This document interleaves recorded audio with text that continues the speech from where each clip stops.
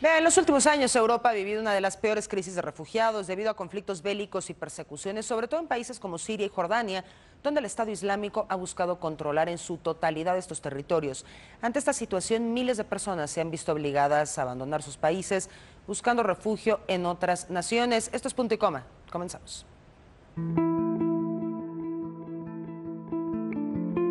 De acuerdo con el informe Tendencias Globales 2016 elaborado por la ONU durante el año pasado, en promedio 20 personas por minuto se vieron obligadas a huir de sus hogares y buscar protección dentro o fuera de su país. Es decir, más de 10 millones de personas se convirtieron en nuevos desplazados por conflictos o las persecuciones en su país. La Agencia de la ONU para los Refugiados es la encargada de ofrecer protección a las personas que por motivo de persecución y amenazas por motivos de raza, religión, nacionalidad, pertenencia a un determinado grupo social u opiniones políticas, se ven obligadas a dejar su país o su lugar de origen. Los países con mayor número de desplazados internos son Colombia, con 7.4 millones de personas, Siria, con 6.3 millones, e Irak, con 3.6 millones de personas. Por otro lado, Turquía es el país con mayor acogida de refugiados. Actualmente cuenta con 2.9 millones de desplazados, es decir, hay un refugiado por cada 6 ciudadanos turcos. Actualmente, la ACNUR es el organismo internacional encargado de vigilar que los refugiados sean protegidos en el país de asilo, en el caso de que los gobiernos de los países de donde provienen no puedan ofrecer lo necesario para garantizar la seguridad de sus ciudadanos o no muestren la disposición para proteger sus derechos.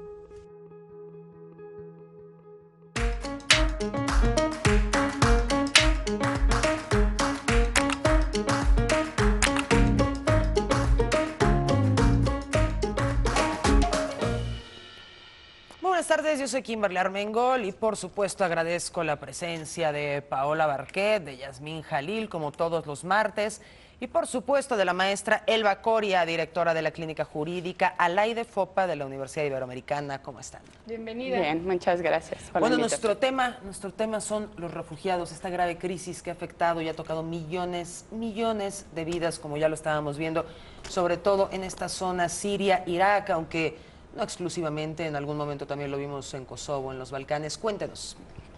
Bueno, pues en realidad sí, la crisis, los datos son como muy buenos los que están presentando.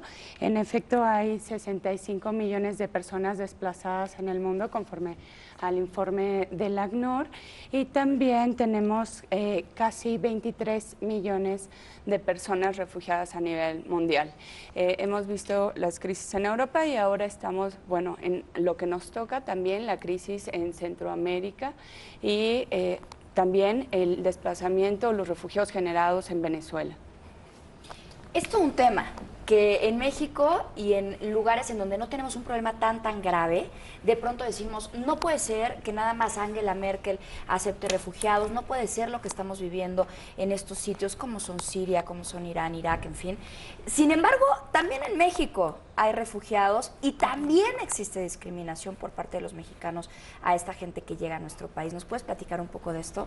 Sí, mira, de hecho, parte de una parte muy importante que vemos en el informe del ACNUR del 2016 es precisamente visibilizar que hay refugiados en América y que estos refugiados están proveniendo mayoritariamente de países centroamericanos, los conocidos como los países del Triángulo Norte, que es Guatemala, Honduras, El Salvador.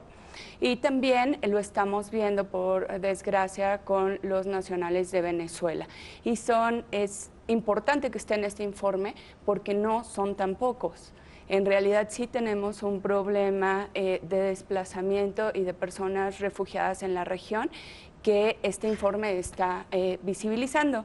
En el caso de nosotros, pues sí llegan, por ejemplo, personas de Siria, ¿no?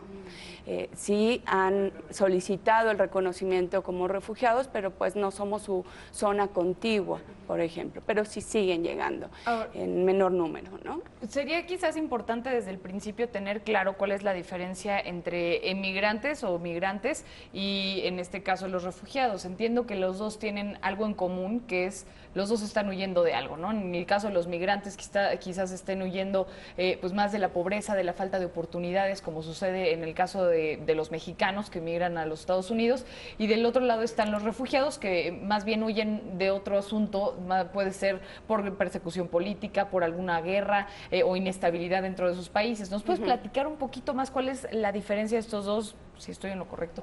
Sí, mira, la diferencia es que el refugiado sale de su país por un temor fundado.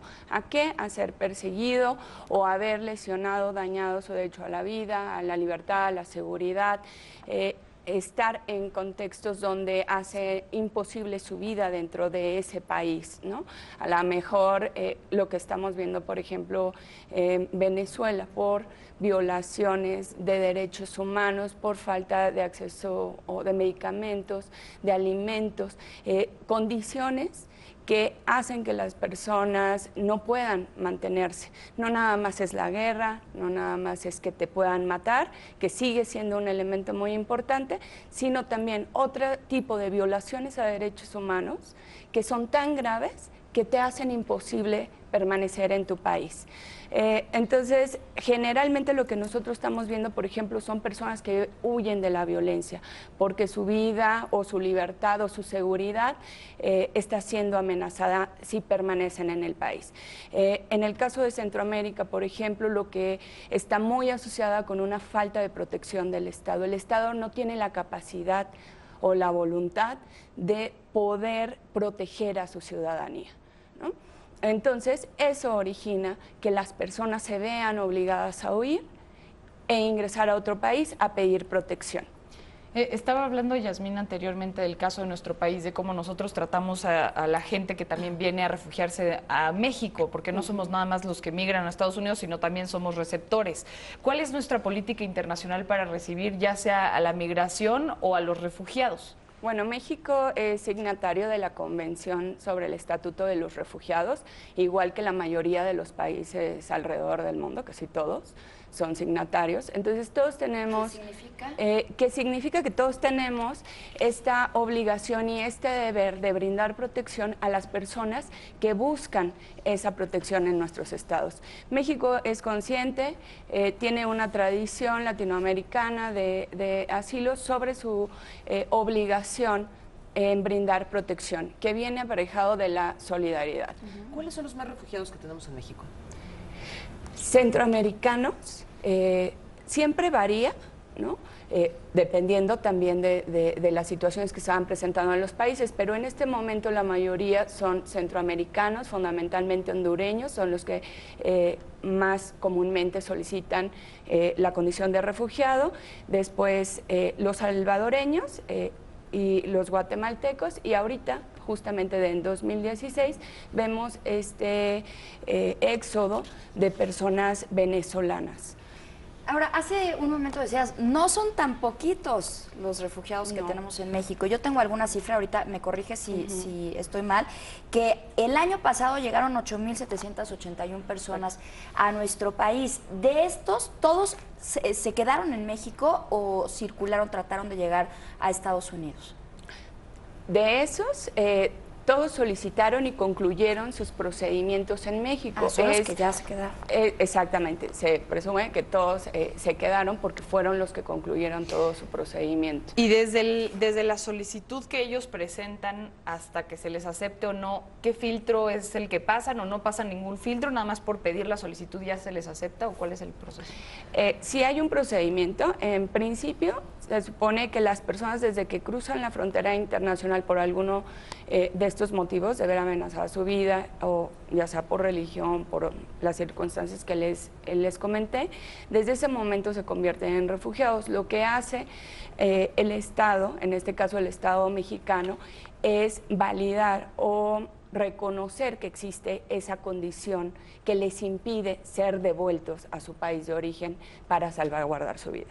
Entonces, el primer paso siempre es solicitar ante la instancia competente, que en este caso es la Comisión Mexicana de Ayuda a Refugiados, o en su defecto, donde no hay oficinas de la Comar, porque es una institución o una dependencia sumamente pequeña, se solicita ante el Instituto Nacional de Migración, que coadyuva en la recepción de la solicitud y el envío hacia la autoridad competente. Y una vez realizado esa solicitud, la persona va a hacer una entrevista con la Comar para expresar cuáles son los motivos por los que huyó de su país. Y después de esa entrevista, y bueno, hay cosas ahí procesales, pero fundamentalmente esa entrevista es la parte esencial para determinar si la persona es refugiada y reconocerle así el estatuto. Entonces hay una resolución y a partir de esa resolución obtiene una permanencia en el país y bueno, además de todos los demás derechos que tendría en términos de que pueda integrarse a México. Es interesante además el tema, lo que decíamos, ¿no? De la discriminación que hay incluso en nuestro país. Creo que todos los que, o muchos de los que estamos aquí, bueno, yo por lo menos, mis abuelos paternos llegaron de Beirut, huyendo, ¿no? De Arabia, huyendo de la guerra y llegaron a México a hacer una vida. Aquí se conocieron y es una historia, pues al final, de éxito y de amor, pero que te dice mucho de lo que sucedía y de lo que sigue pasando. Un amigo mío que también en las mismas condiciones que yo, sus abuelos llegaron de Siria, está trayendo gente hoy desde Irán, de distintas partes del mundo, y se ha enfrentado con problemas impresionantes, sobre todo de personas que les dicen, oye, ayúdame con tus contactos para que no sea tanto rollo en la aduana, ayúdame con dinero para que tengamos en dónde alojarlos aquí, para encontrarles un trabajo. Es gente que no habla español, es gente que de veras deja atrás su vida, sus costumbres, su familia, su comida, todo, para llegar a otro país buscando paz, buscando que no te maten. Entonces, ¿cuál sería la vía más corta para toda esa gente que quiere llegar a México, que a veces es más fácil, gracias a las redes sociales, identificarlos?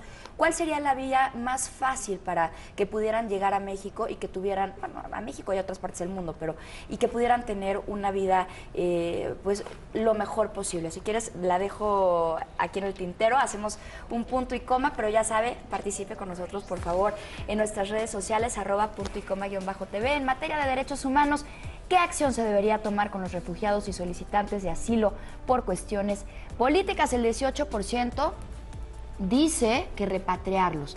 El 38% dice estadías temporales. El 18% dice empleo temporal. Y el 28% dice buscarles un lugar. Participe. Volvemos.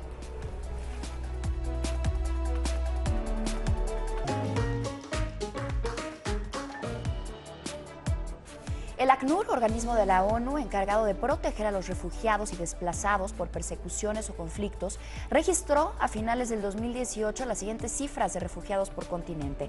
Norteamérica, 483.219. Latinoamérica, 4.315.819. Europa, 3.020.792. África, 13.054.069. Asia, 14.525.986. Oceanía, 40.243. Estas cifras contemplan a refugiados solicitantes de asilo, desplazados, internos, retornados, entre otros, en el año 2012. Ahí tiene usted estas imágenes.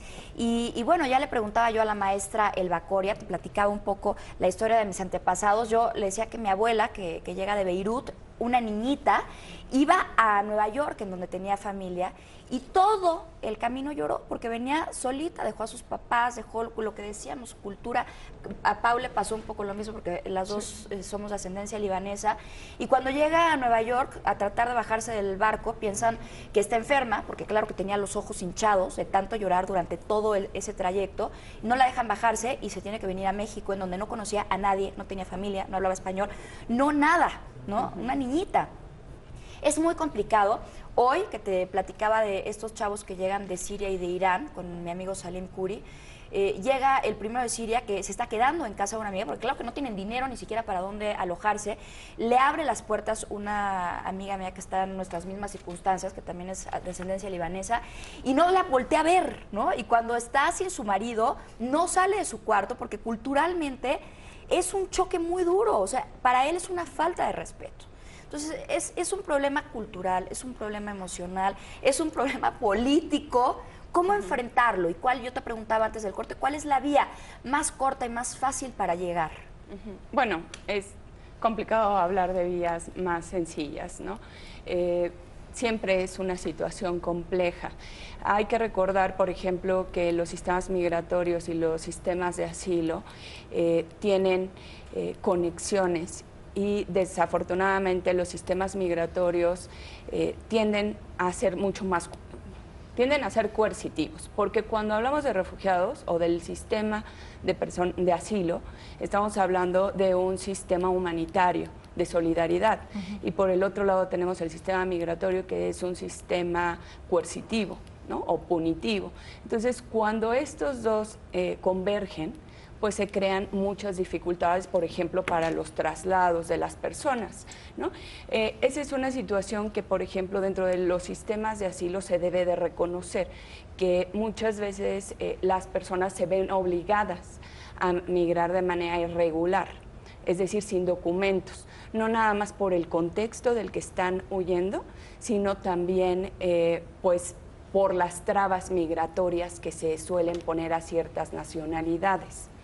Entonces, eso obliga a las personas a buscar mecanismos informales o no los correctos. Entonces, eso, por ejemplo, en el sistema de asilo se reconoce. Lo más importante, por ejemplo, es que cuando llegas a un aeropuerto y tu vida está en peligro o a un punto de ingreso, pidas ahí mismo ser reconocido como refugiado, ¿no? Que pidas desde ese momento la protección. Los estados, incluyendo México, tienen la obligación de aceptar y de no devolver a estas personas. Me llama la atención, por ejemplo, que hay que devolverlos, no podemos devolverlos.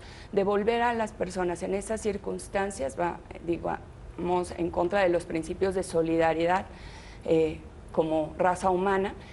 También implicaría una violación de los derechos por parte del Estado que lo haga. O sea, si en México hubiese una guerra, ¿Estados Unidos tendría que recibir a todos los inmigrantes? Tiene un deber exactamente de permitir el ingreso a territorio si estas personas están huyendo para salvaguardar su vida, su libertad, su seguridad, sus derechos, ¿no? Ahora, me imagino que también debe haber límites, ¿no? De cuánta gente se puede recibir. Lo hemos visto más o menos en Europa de cuántas personas ha recibido cada país y pues también ellos han determinado diferentes cifras. Por ejemplo, en el caso de Alemania creo que es importante para ellos, incluso puede ser pues un tema de estrategia. ¿Por qué? Porque necesitan también reactivar su demografía, porque en unos años pues va a ir decreciendo y ellos lo que necesitan es mantener obviamente una base, en este caso laboral, pues mucho más dinámica, y ahí les conviene recibir gente nueva. Pero en el caso de Reino Unido, al contrario, ellos tienen un asunto demográfico que va acelerándose y que cada vez van a ser más al punto de no caber, entonces reciben a muchísima menos gente, si no es que menos de un tercio de lo que estaría recibiendo Alemania. En el caso de México, ¿hasta cuántos podríamos recibir o es obligación recibir a todos? En realidad nosotros no establecemos cuotas, las cuotas no son realmente consistentes con la protección a personas refugiadas. Puede darse, como en el caso europeo seguramente, con una intención de realocar y de distribuir las cargas. Es una responsabilidad compartida, pero no es que tú puedas establecer un máximo y decir ya no acepto a nadie más. Puede ser una respuesta a una distribución de cargas, en este caso en el contexto de la Unión Europea, que son muchos los países involucrados y que tienen ese deber, pero justamente eso es lo que se debate, ¿no? La responsabilidad es compartida. En realidad hay que decir que la mayoría de los refugiados en el mundo no están en Europa y no están necesariamente en países desarrollados, ¿no? Hasta ahora la mayoría de los refugiados están en países de ingreso medio o bajo, ¿no? ¿Cuál es el mecanismo para distribuirlos? O sea, ¿cuál es el mecanismo para la distribución? Por ejemplo, todo el éxodo sirio. ¿Qué sería lo ideal para poderlos haber distribuido y que también no estén en condiciones de hacinamiento? Porque veíamos campos de refugiados que era verdaderamente lamentable las condiciones como vivían. Sí, en el caso de la Unión Europea no te podría no soy especialista en el tema de cómo están haciendo las distribuciones. En general no son aceptables las cuotas, ¿no? Eso es el término, el cómo ellos van a decidir hacerlo, está dentro de sus políticas y no te podría decir mucho.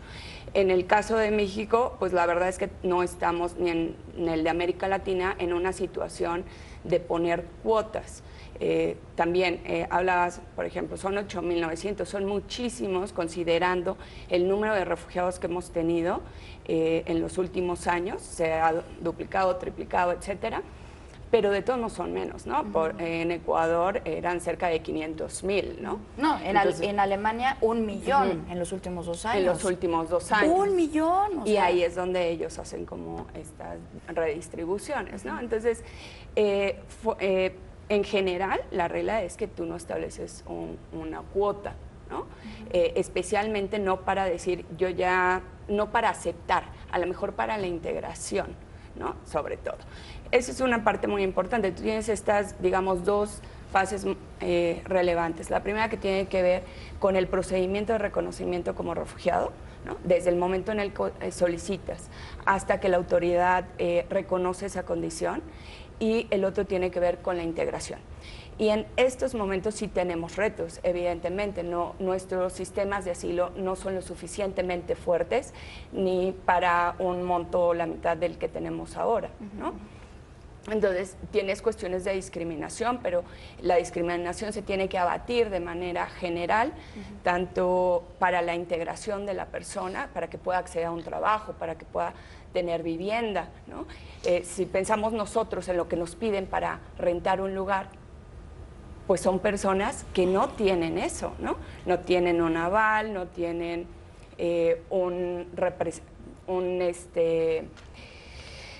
una identificación muchas veces, ¿no? O un comprobante de domicilio previo.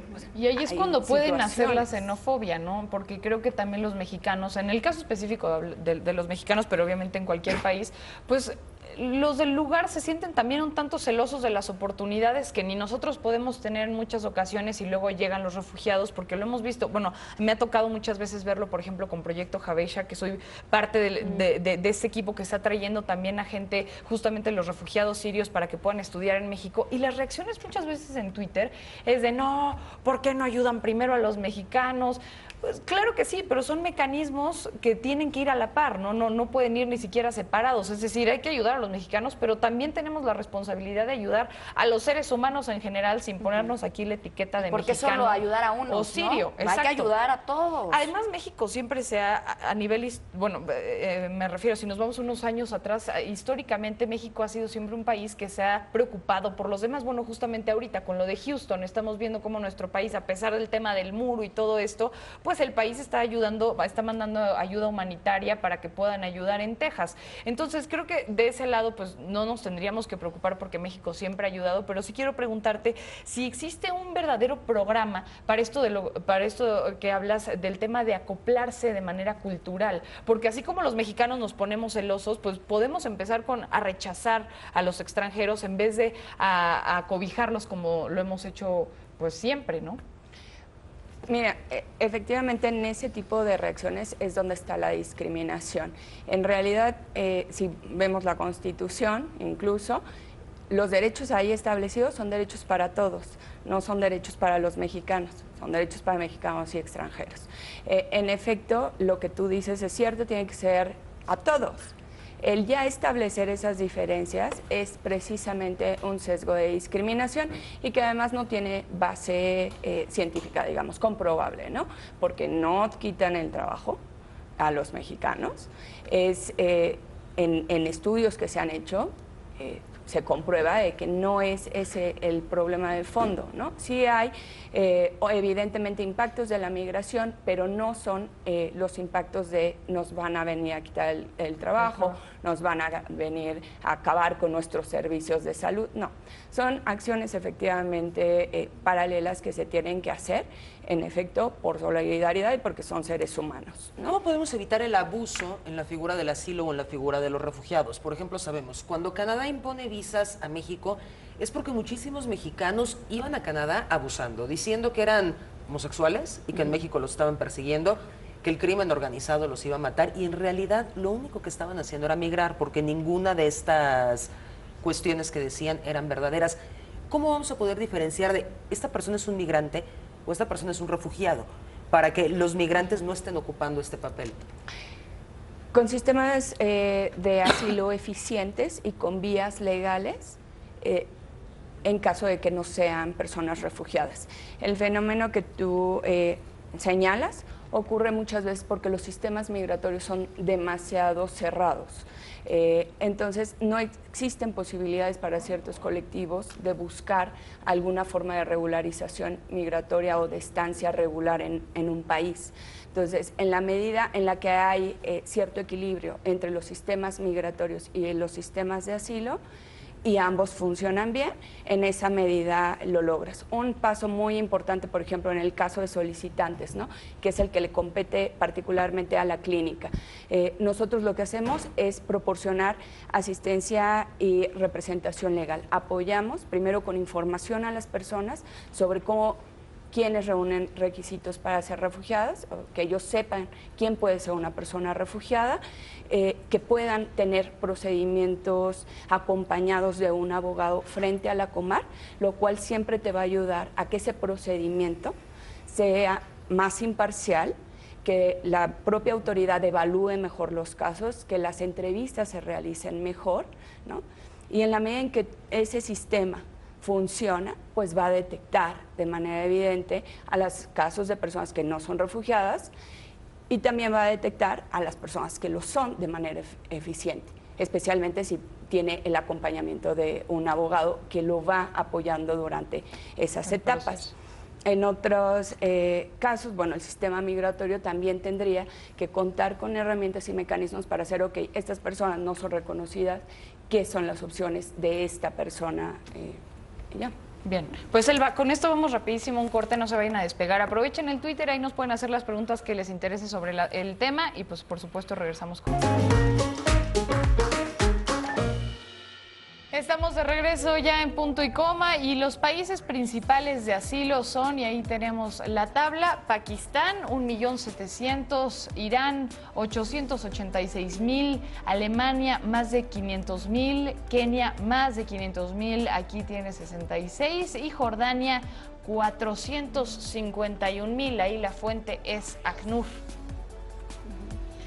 Y estábamos preguntando justamente antes del corte a Elba Coria cuáles son los derechos de los refugiados y quién protege estos derechos, en dónde están escritos, qué sabemos sobre ellos. Los derechos básicamente son los mismos que tiene un mexicano, están en la Constitución esos derechos, si lo vemos en el ámbito interno. En el ámbito internacional, bueno, están la Convención sobre el Estatuto de los Refugiados y los demás tratados en materia de derechos humanos que hemos firmado, como la Convención Americana, ¿no? ¿Y quién hace que se cumplan? Porque una cosa es que estén Todos escritos y evidentemente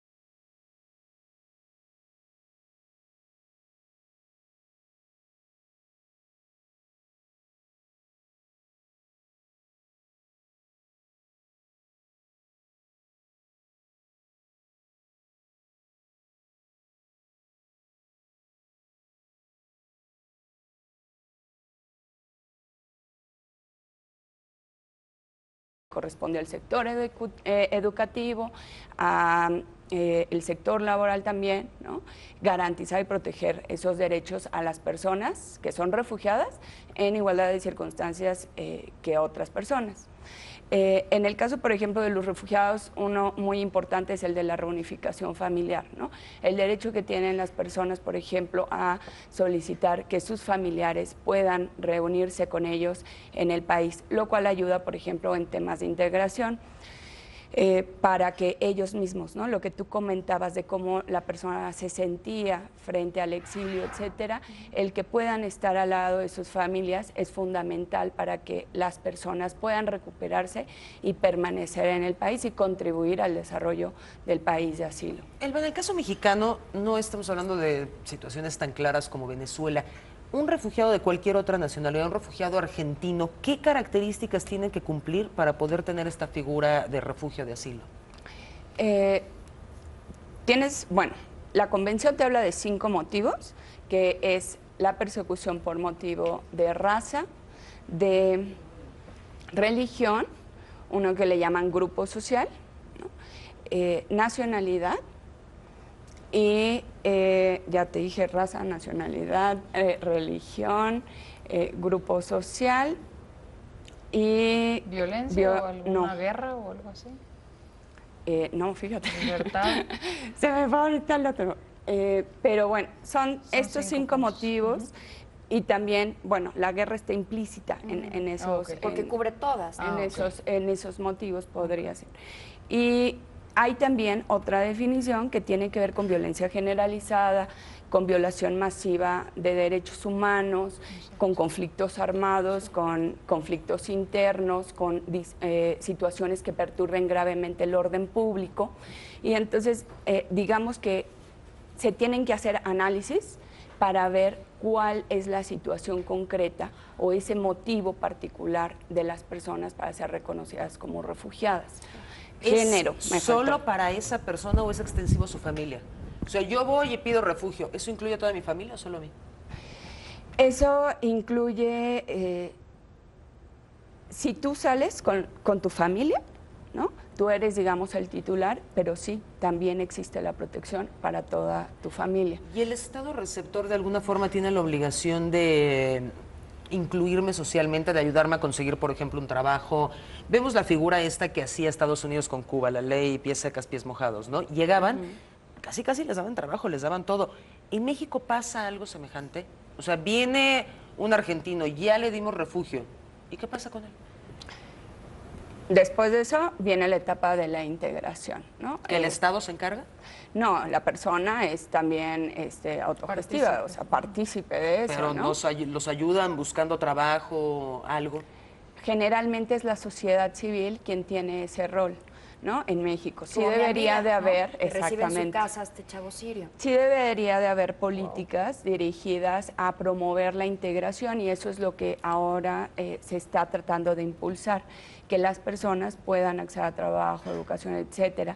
No nada más de sociedad civil, sino también por parte de las dependencias. En términos generales, no deberían de tener trabas para acceder a trabajo, a educación, a salud. Sin embargo, justamente por el contexto de discriminación, de exclusión, la falta de una política integral, pues sí enfrentan muchos retos u obstáculos, ¿no? Sí, perdón, es que esta política de puertas abiertas de la que estamos hablando es muy impopular y lo hemos visto en el caso particular de Angela Merkel, que cuando dijo hace 2 años, me parece, aquí abrimos las puertas y tenemos una política de no discriminación, una política de ayudar a toda esta gente porque es algo humanitario.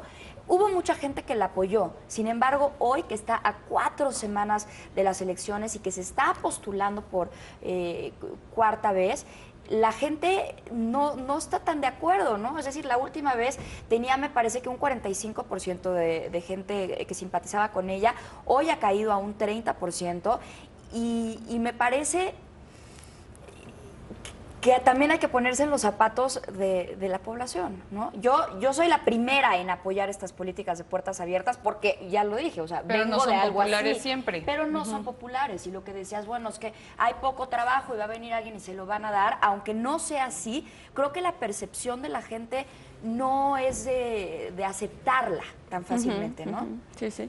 En efecto, pues sigue habiendo como muchos estereotipos y, por ejemplo, en ese sentido necesitamos sí una política que esclarezca, primero que eso es discriminación, ¿no?